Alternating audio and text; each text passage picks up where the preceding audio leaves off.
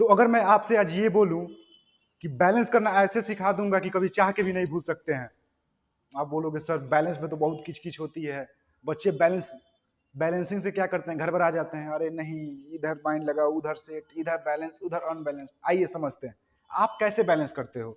आओ हम देखते हैं हीट एंड ट्रायल मेथड से। आप लोगों को स्कूल में भी सिखाया जाता है मेथड यही वाला, इधर हाइड्रोजन कितना तो दो, इधर हाइड्रोजन कितना तो दो, ऑक्सीजन कितना तो दो, ऑक्सीजन कितना तो एक। तो जाहिर सी बात है इधर भी ऑक्सीजन दो करेंगे, तो यहाँ हमने दो लगा दिया, तो ऑक्सीजन इधर दो, ऑक्सीजन इधर दो, लेकिन हाइड्रोजन इधर कितना हो गया, चार हो गया। तो यहाँ भी अगर हम दो लगाते हैं तो हाइड्रोजन कितना हो गया, चार हो गया। तो दैट मीन्स बैलेंस। स्कूल वाले हमें यही सिखाते हैं कि इधर जितने हैं उसके बराबर इतने कर दो, दैट मीन्स बैलेंस। लेकिन मान लो जब बड़े लेवल पर इक्वेशन दे दिया जाएगा तो उस समय आप क्या करोगे।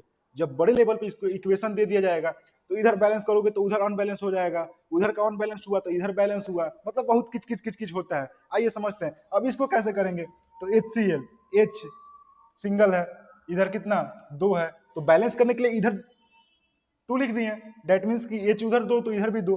क्लोरीन एक है तो लेकिन क्लोरीन यहाँ दो हो गया, तो यहाँ जब हमने दो लगाया तो क्लोरीन इधर भी दो हो गया, तो यहाँ भी तो दो लगाना पड़ेगा। लेकिन सर मुद्दा ये है कि कब तक हम ये करेंगे, कब तक हम ये करेंगे, कब तक उधर का देख के इधर का ठीक करेंगे, इधर का देख के उधर का ठीक करेंगे। आखिर कोई तो मेथड होगा। तो आइए एक सिंपल सा ट्रिक से समझते हैं, ट्रिक इसको नहीं बोलेंगे लेकिन एक एकदम छोटा सा मेथड है, थोड़ा सा दिमाग लगाइएगा एकदम इजी वे में बनेगा। उस मेथड का नाम है कॉफिशिएंट मेथड। क्या नाम है, कॉफिशिएंट मेथड। कॉफिशिएंट का नाम आप अक्सर सुने होंगे। आइए मान लीजिए कि इसको हम एज्यूम कर लेते हैं A B C D और E, ABCDE, इतना में कोई दिक्कत नहीं। अब आइए यहाँ कॉपर एक है, यहाँ कॉपर एक है, यानी कि A इक्वल टू C, इसको इक्वेशन मान लिए हम 1। क्या मान लिए इक्वेशन 1।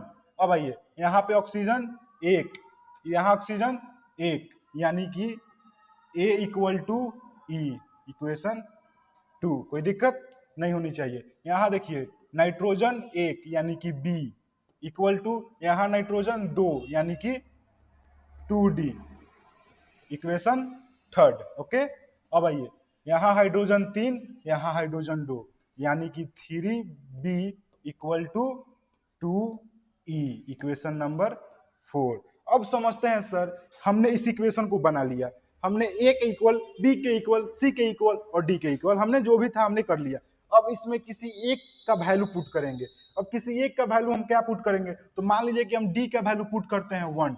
अगर हम D का वैल्यू पुट करते हैं 1 तो B का वैल्यू कितना हो जाएगा, 2 हो जाएगा। B का वैल्यू कितना हो गया, 2 हो गया। तो जब B का वैल्यू मेरा 2 हुआ, B का वैल्यू कितना हो गया, 2 हो गया। अब आइए यहाँ 3 है, तो जब B का वैल्यू हमारा आ गया तो E का वैल्यू हमारा ऑटोमेटिक निकल जाएगा, क्योंकि 3 into 2 equal to 2E, that mean 6 equal to 2E, तो 3 इक्वल टू E। तो हमारा E का वैल्यू कितना आ गया सर, E का वैल्यू 3 आ गया। अब आइए एकदम सिंपल सा समझेंगे, E का वैल्यू 3 आया तो E जब A के बराबर है तो A का वैल्यू कितना हो गया, A का वैल्यू भी तो 3 हुआ सर। और जब A का वैल्यू A C के बराबर है तो अगर A 3 हुआ तो दैट मीन C भी 3 होगा। सिंपल सा फंडा है, कोफिशिएंट मैथमेटिक्स में आप लोग पढ़े होंगे, एकदम सिंपल सा फंडा है। अब इस वैल्यू को हम पुट कर देंगे। देखिए D का वैल्यू कितना आया है हमारा, B का वैल्यू देखिए, B का वैल्यू कितना आया 2, तो B का वैल्यू यहाँ रखेंगे 2। उसके बाद देखिए E का वैल्यू कितना आया 3, तो E का वैल्यू यहाँ रख देंगे 3। A का वैल्यू 3, यहाँ क्या रख देंगे 3। E का वैल्यू हमने समझा, A का वैल्यू हो गया, E का वैल्यू हो गया। अब ये B का वैल्यू कितना आया, तो जब B का वैल्यू हमने देखा तो B का वैल्यू आया 2, तो यहाँ हमने 2 रख दिया। और बात आई C की वैल्यू की, तो A जब 3 के बराबर है तो C का वैल्यू कितना 3। ओके, किसी को कोई दिक्कत नहीं होनी चाहिए। अब आइए इसको समझते हैं थोड़ा सा, ये समझ में आ गया होल कंसेप्ट, इसको मिटाते हैं थोड़ी देर के लिए। इसको क्या करते हैं, थोड़ी देर के लिए मिटाते हैं। अब आइए अगर हमने इसको लिखा 3CuO plus 2NH3 equal to 3Cu plus N2 और प्लस 3H2O। आइए इसको समझते हैं, ध्यान दीजिएगा। Copper 3, copper 3, copper 3, oxygen 3, oxygen 3, ठीक है। नाइट्रोजन 2, नाइट्रोजन 2, हाइड्रोजन 3, हाइड्रोजन 3, 3 6 और हाइड्रोजन 6। अब सर बात यहाँ आता है, एकदम सिंपल वे में हमने बैलेंस कर लिया, ना उधर का झंझट ना इधर का झंझट, बाई कोफिशिएंट मेथड हमने इसको एकदम सिंपल वे में क्या कर लिया सर, तो सिंपल वे में हमने इसको बैलेंस कर लिया। क्या कर लिया? सिंपल वे में हमने इसको बैलेंस कर लिया। दूसरा क्वेश्चन देखते हैं, आइए इसमें क्या समझते हैं। इसमें बाई कोफिशिएंट मेथड से भी हम एक बार और सीखते हैं कि क्या बोलता है, आखिर बैलेंस इतना हार्ड क्यों लगता है। आइए उसको इजी बनाते हैं। हमने अभी क्या बोला, ए बी सी और डी, हमने इसको अब इक्वल करने के लिए बोला, इक्वेशन सॉल्व करने के लिए। आइए तो अल्युमिनियम कितना है 2, यानी कि 2A इक्वल टू अल्युमिनियम कितना है 1, यानी कि ओनली 1C, कोई दिक्कत नहीं। सल्फेट कितना है 3, तो 3A इक्वल टू, इधर सल्फेट कितना है एक भी नहीं, तो D। बेरिलियम 1, तो B, उधर कितना है सर 1, तो D।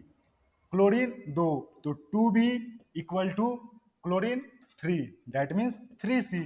ये हमारा पहला इक्वेशन, ये मेरा दूसरा इक्वेशन, ये मेरा तीसरा इक्वेशन और ये मेरा चौथा इक्वेशन। अब समझते हैं किसी एक को, मैंने क्या बोला, किसी एक का वैल्यू पुट करते हैं, किसी एक का।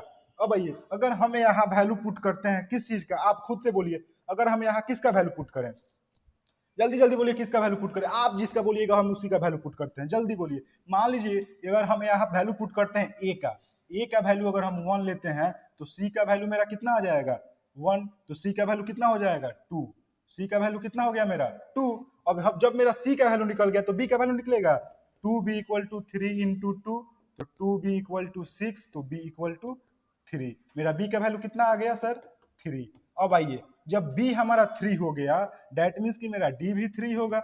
d का वैल्यू कितना आ गया 3।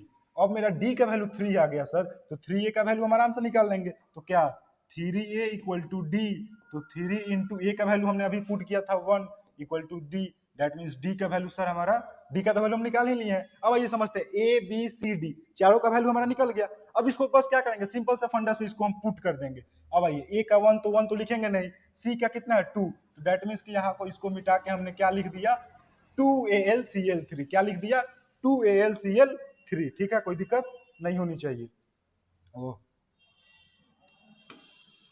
ओके। अब आइए, सी का वैल्यू हमने लिख दिया, बी का वैल्यू 3, तो बी इसको मिटा के हमने क्या लिख कर देता हूं 3, BaCl2, और डी का वैल्यू 3, तो डी का वैल्यू 3। अब आइए समझते हैं इस इक्वेशन को थोड़ा सा कॉपी करके समझेंगे। ओहो। अब आइए देखते हैं इसको, ये देखिए Al2 यानी कि Al2 SO43 plus 3BaCl2 2AlCl3 plus 3BaCl2, that equation my balanced. ये इक्वेशन मेरा क्या हुआ, बैलेंस्ड हो गया। सिंपल सा फंडा से हमने समझा, जिस फंडे से हमने समझा उसका फंडे का नाम क्या था, कोफिशिएंट मेथड। क्या मेथड था, कोफिशिएंट मेथड। और उम्मीद करते हैं कि कोफिशिएंट मेथड आपको बहुत अच्छे से समझ आया होगा। इससे इजी ट्रिक आपको कहीं नहीं मिल सकती है, ये उम्मीद करते हैं कि आप लोग समझ गए होंगे, ठीक ना।